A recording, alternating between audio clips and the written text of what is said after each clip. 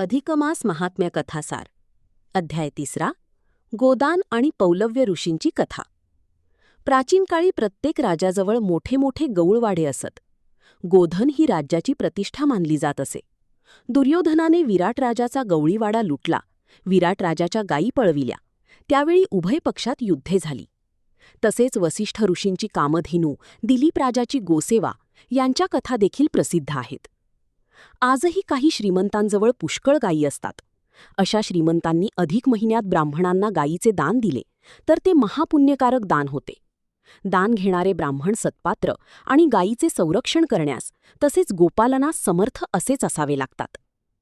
जी गाय दान द्यायची ती कशी असावी ते आता ऐक. ती गाय सुंदर, धष्टपुष्ट आणि सवत्स अशी असावी. भरपूर दूध देणारी गरीब अशी गाय धार काढण्याच्या भांड्यासह तिच्या गळ्यात घंटा बांधून योग्य अशी शृंगारून पुरुषोत्तम गोपालकृष्ण प्रित्यर्थ संकल्प करून ब्राह्मणास दक्षिणेसह द्यावी.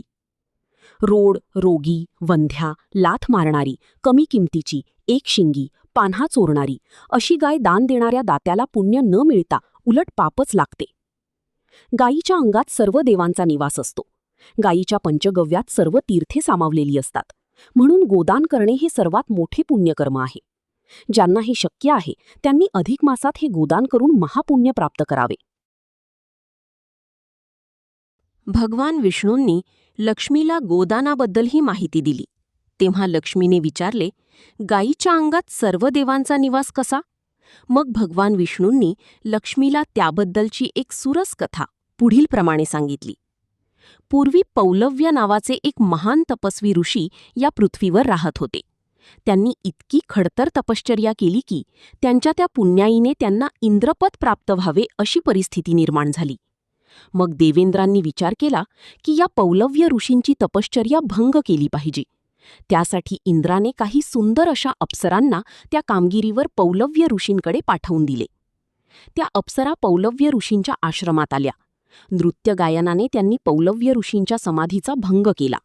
दृष्टादृष्ट झाली आणि पौलव्य ऋषी रागावून म्हणाले, तुमचा हा नखरा खरा नाही. हा नसता उद्योग करायला तुम्हाला कोणी पाठविले ते खरे खरे सांगाल तर ठीक, नाहीतर मी तुम्हाला शाप देऊन तुम्हाला भस्म करीन.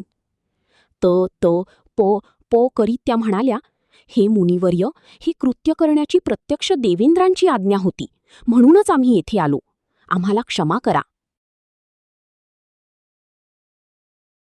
असं तर मग त्या देवेंद्राला मी आता जाळून भस्मच करतो, असे म्हणून पौलव्य ऋषींनी हातात पाणी घेतले आणि मंत्र म्हणत प्रत्यक्ष देवेंद्रालाच पाचारण केले. पण काही केल्या देवेंद्र तेथे येईना. कारण तिकडे पौलव्य ऋषींच्या रागामुळे इंद्राच्या अंगी हुडहुडी भरली आणि तो तेथून पळून ब्रह्मदेवाकडे गेला व म्हणाला, हे ब्रह्मजी, पौलव्य ऋषींच्या शापापासून आमचे रक्षण करा. तेव्हा तेथेच उपस्थित असलेले विष्णुदेव देवेंद्राला म्हणाले, हे देवेंद्रा, अरे ऋषीमुनी ब्राह्मण यांचा छळ करण्याची सवय आता सोडून दे. पूर्वी तुझ्या ह्याच खोडीमुळे तुझी सर्व संपत्ती गेली होती आणि ती पुन्हा मिळवण्यासाठी समुद्रमंथनाचा खटाटोप सर्व देवांना करावा लागला. आज आता पुन्हा त्या पौलव्य ऋषींच्या शापामुळे तुला भस्मसात होण्याची वेळ आलीये. तिकडे पौलव्य ऋषी हातात पाणी घेऊन मंत्र म्हणत इंद्राला आवाहन करीत होते. तू लवकर येईना म्हणून त्यांनी अंतर्मनाने जाणून ब्रह्मदेवाला आणि शेवटी विष्णुदेवाला सुद्धा शापाने भस्म करण्यासाठी योजना आखली. ऋषींचा त्यावेळचा तो रुद्रावतार पाहून साऱ्या अप्सरा भयचकित झाल्या आणि तेथून त्यांनी पळ काढला. आता आली का पंचायत? हे देवेंद्रा, तुमच्या ह्या खोड्यांमुळे आम्हा दोघांवर देखील संकट आले आहे. त्यानंतर आम्ही सर्वजण भगवान शंकराकडे गेलो. भोलेनाथ रामनाम जप करीत शांत बसले होते. तोच ओम नमः शिवाय असा घोष त्यांना ऐकू आला. त्यांनी डोळे उघडून बघितले तर त्यांना ते तिघे दिसले. भगवान शंकरांनी त्यांना येण्याचे कारण विचारले आणि त्यांचे बोलणे चालू असताना स्वतः शंकर भगवानांना देखील चाचरे भरले. ते भांग प्याल्यासारखे बडबडू लागले. अनर्थ झाला, मला काहीच सुचेना, कोण काय? तेव्हा विष्णू चकित होऊन म्हणाले, पाहिलेस ना देवेंद्रा, तुझ्या या ऋषी ब्राह्मण छळाच्या कारस्थानामुळे आम्ही तिघेही देव आता संकटात सापडलो आहोत. स्वतः हे भोलेनाथ महादेव असून तेही गडबडून गेले आहेत पहा. ऋषी ब्राह्मणांचा राग मोठा कठीण असतो. अरे स्वतः मी ब्राह्मणाची लाथ माझ्या छातीवर झेलली होती.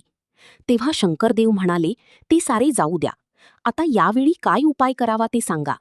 तेव्हा भगवान विष्णू म्हणाले, आता एकच उपाय आहे. आपण सारे देव गौतमीच्या अंगात शिरू आणि निर्भय होऊ, कारण ऋषी ब्राह्मणांचा राग गायीवर मुळीच चालत नाही. तो विचार साऱ्यांना पटला आणि सारे देव मग भराभर गायीच्या अंगात शिरले. साऱ्या तीर्थांनीही मग गायीच्या अंगात आश्रय घेतला. ते जाणून पौलव्य मुनी खट्टू झाले. त्यांचा नाईलाज झाला. सारा उपायच खुंटला. गोमातेला नमस्कार करून ते शांत झाले. अध्याय 3 समाप्त.